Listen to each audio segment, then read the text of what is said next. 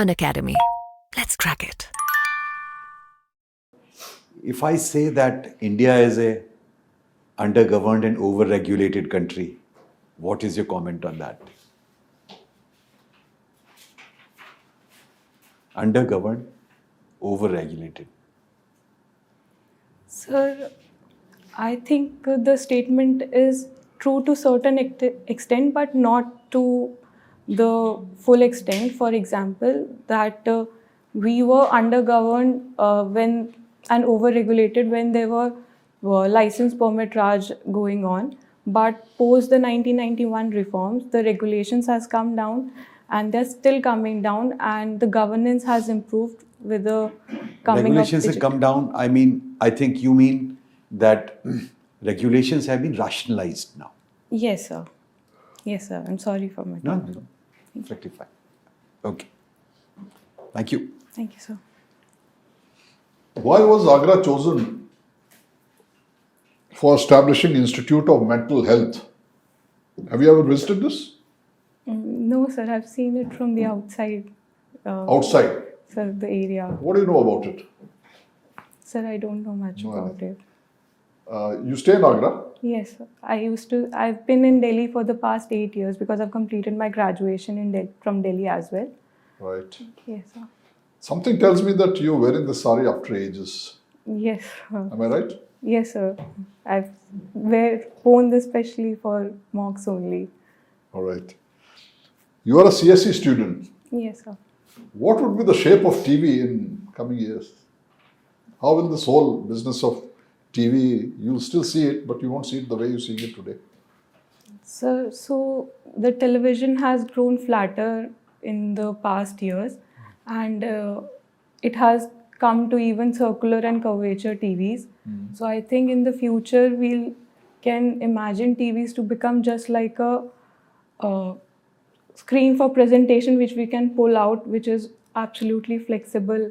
And I think that was the vision we can. Can you see the screen disappearing entirely in times to come?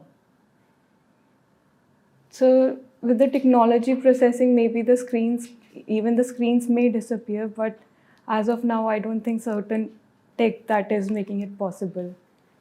All right.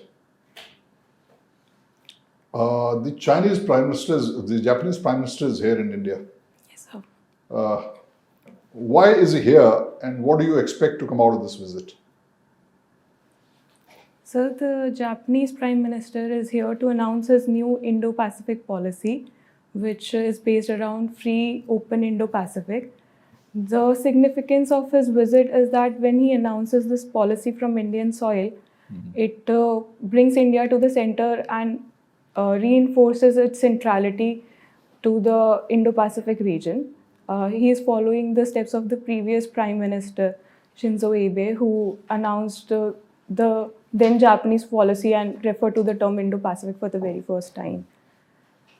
And sir, its importance lies in the fact that Chinese activity in the South China Sea is increasing, and a free Indo-Pacific is important for a rule-based world order. So, Okay. yes, sir.